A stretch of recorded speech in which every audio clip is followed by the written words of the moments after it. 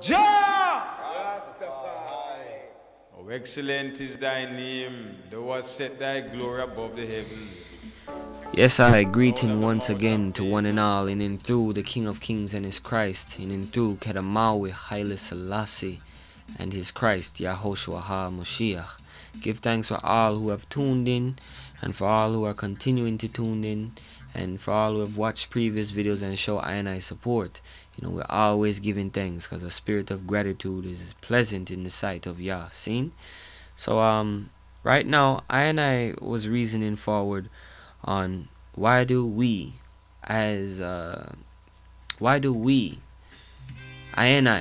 read and study the Bible as Rastafari. You know, the teachings of His Imperial Majesty teaches I to study and read the Bible, because he finds joy in it, and he asks, who can resist an invitation so full of compassion? You know, quoting Hamoshia, you know, his son. And Aina is saying that, you know, Abba Kedus is calling you home, you know. Don't let the Goyim make you miss your redemption, you know. Don't let that limit you as a Rastafari brethren or sister or anybody in the world. You know, Aina is black people. Allow the Goyim to allow your salvation and redemption to disappear. Because if you rejected, then, you know, you shall be rejected.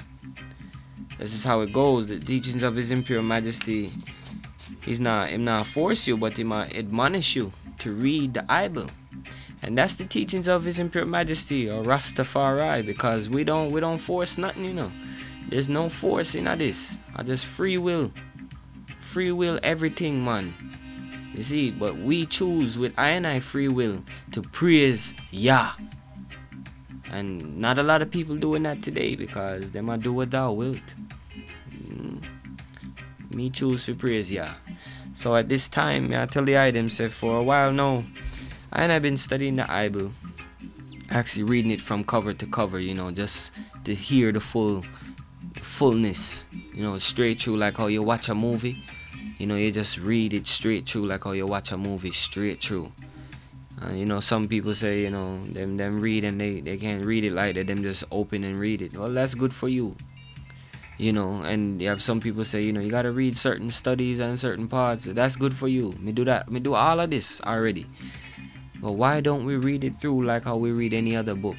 Why don't we read it through like how we watch a movie from beginning to end, from Alpha to Omega, from Aleph to Tau? So we're saying we journey that journey now, and we learn to judge it for ourselves, and not allow others to deter us from our nice salvation and redemption. You see? So like the High Majesty say, for I part I glory in the Bible. And we were sharing this particular speech earlier. I think it's from Time Magazine. I can't figure it out where it's from. If the item know where this speech is from, please comment on the video, or tell or just contact me. Do something. The email's on the beginning of the video. If you want the speech, just email me or contact me. Comment on the thing. Give your email, and we send the PDF forward with this page and other about 3 more pages in the PDF. You know, there's all type of stuff we have, man. We're gonna be sharing so much, so let's keep the link alive. Seen? But right now, we read the speech in the previous video. So if you want the speech, cite up the previous video, you know, ites up that. And right now we kind of wanted to expound and what we felt and what we received, and express it to the item about what we received from the teaching of His Imperial Majesty about the Bible, or the Metzhaf Kedus. Seen? So right now I'm gonna read it again from the start, but me nah, you know, I'm gonna expound this time, or, you know, interject. So it says here, for I's part I glory in the Bible. End quote. It says, we in Ethiopia have one of the oldest versions of the Bible. Now, to comment on this, just Google that statement and see for yourself, or search engine, put it in some search engine and see for yourself. You know, go cite that Ethiopia has one of the eldest forms of Christianity, which we're going to get to. We're going to get to that. But you have to cite that Ethiopia was writing their own scrolls. You know, we had our own scrolls. And we didn't need nobody. Self-sufficiency. We never have to depend upon no nation. See? And that's the blessing. So we were able to preserve one of the oldest forms of the Bible, the scrolls. And them scrolls probably came from Jerusalem itself. You know, I'm not too versed as to where the scrolls came from in Ethiopia particularly, but I know that it's one of the eldest, and they hold one of the oldest apostolic creed and LIVITY, the true Tewahedo Hymenot. So check it out, cause we're not deal with Orthodox, and we're not deal with Coptic. You know, we're dealing with Tewahedo Hymenot, the true living faith of His Imperial Majesty Emperor Haile Selassie I, the conquering line of the tribe of Judah, Christ in His kingly character, and the kingly character of His Imperial Majesty Emperor Haile Selassie I. So he continues, you know, but however old the version may be, in whatever language it might be written, the word remains one and the same. Let's pause. Now here's why I said the divine paradox, because as much as it matters that it was they have one of the old versions, we don't make it a burden, because the word remains one and the same. One means principle, the first. You know, the ras, excuse me, y'all. The first, the head, the word. In the beginning was the word, and the word was with God, and the word was God. You see me? So remember these things. So no matter what language it might be written, and the word remains one and the same. And it just shows you, if you study in principle, you study in the root, like how we deal with the root of Dawid.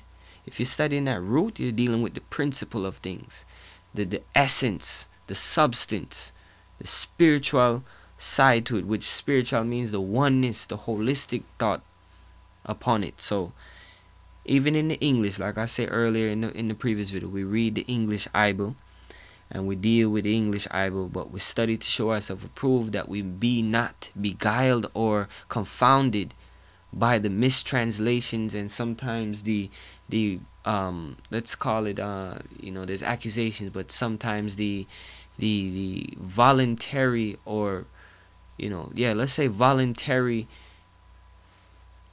hiding of the truth, and well, I don't think that's the right word I want to use for what I try to say, but the intention and the with how man translate with the intent to hide things within Jah's word. And it specifically says if you move a piece, or if you take it out, or if you put a piece in, the same shall be done to you. Seen? So you have to be careful as to when you're reading certain translations, and to, you know, how it's worded, because it will throw you off and make you say, oh, the Bible's contradictory and this. Well, you're not studying to show yourself approved, to understand the principle, the part that transcends all boundaries, that it doesn't matter because the word remains one and the same. So let's continue. It says here, it transcends all boundaries of empires and all conceptions of race. It is eternal. It is Olam. It is El Olam. Glory be. Baruch atah Yahweh El Olam. You know? That in itself is just, if it transcends any boundary, there's nothing. Jah is limitless. Some people like to put limits on Yah, but there's no limits on Yah. Yah is the self-existing one. He's Echaya Asher Echaya. So he's the self-existing one. There's no boundaries on that. You are, he is, and Yah is what Yah is. Seen? So let's continue, man. It's eternal. It transcends all boundaries, empires, or no matter if you're Goyim, or if you Goy, I mean, or if you Hebrew. It don't matter. That's been opened in and through Yahushua HaMashiach. So it no matter no more. We're members of a new race. And that's what we are deal with. So true Melchizedek kingdom we deal with. True New World Order. True. Not false. True. And true New World Order is Melchizedek kingdom. Melchizedek kingdom. Melchizedek Malkutim. Or Malkut. Remember that, man. So, it says, no doubt, you all remember reading in the Acts of the Apostles of how Phillip baptized the Ethiopian official, Pose. Now, I think that's Acts chapter... I don't want to be wrong, you all, so bear with I and I. Let me just look in the Bible real quick. You see, we read the Bible. Come on. Some people vex when them see that. But that's their problem. I'm showing an example, you know. I think it's Acts 7 or 8. It's one of them, but I always mix it up. And I don't want to mix it up on camera here, so let's go forward. Acts chapter 8, verse 26 through 40, really, to tell you the truth. But in specific, Acts chapter 8 verse 36 and verse 37. See? Because these are the divine, you know, acceptance of the nation of Ethiopia and of the truth. So if you check out Acts chapter 8, you know, verses 20, read the full context, the verses 26 through 40 basically, you and pay attention to verses 36 and verses 37. You will understand what Thy Majesty is telling you here when he says, no doubt you all remember reading the Acts of the Apostles of how Phillip baptized the Ethiopian official. And that Ethiopian official was an Ethiopian Hebrew, because he was coming from Jerusalem at the time of the Passover, or Ha-Pesach, Fasika, and he came and he was riding on his carriage reading the scroll of Isaiah 53 and was not fully understanding it. But Yah sent Phillip. Phillip came and said, do you know what you're reading? And he said, boy, I don't really understand the fullness, but and keep in mind, I'm paraphrasing, read it for yourself. You know, I don't understand the fullness, but can you tell I and I, the Ethiopian official says. And in the King James Version says eunuch, and some people think that's some man with his balls chopped off, like his nuts chopped off, but that's not what he was. Eunuch can also mean official. I forget what the Greek word is. You know, it's just like an emissary. But someone, you know, it also can mean that you now know, you watch over the king's harem, and you now know no natural desire for a woman. Not natural, but, you know, you've caused that to happen. Vasectomy, I think they call it. But, yes, that Ethiopian official was an Ethiopian Hebrew. And he was reading a scroll that he might have purchased from the temple library or whatever, wherever they do the scrolls back in the day. He purchased it, and he was reading it. He was bringing it back to his country so that they could go on and start to write their own scrolls, like rewrite it, like what's the darn word, man? Sometimes word just slip me. Just, you know, copy and paste, because that's what they did. Ethiopian highlands, the Kebrinegas. Read it. Understand what Solomon, Negus Solomon, taught Queen Makeda and taught his son Ben-Elechem, or Menelik II. Menelik I, or Dawid II. Just realize that that full manuscript is a full teaching. I don't even have it next to me right now, but you all saw me present it. But it's a full teaching, man, about what she learned and what he learned, the years they spent learning from Solomon and the wisdom that Yah blessed him with. So, understanding how the Ethiopian official was there and why he was there and why he had a scroll and why it was so easy for him to say, Ani Mamin ki Yahushua HaMoshiach Bein Ha-Elohim Hu. Now, we understand why it was so easy for him to witness and to testify and accept in the Amen, the true and faithful witness of Yahushua HaMashiach. Just read it, man. So, I drop a little gems upon the eye.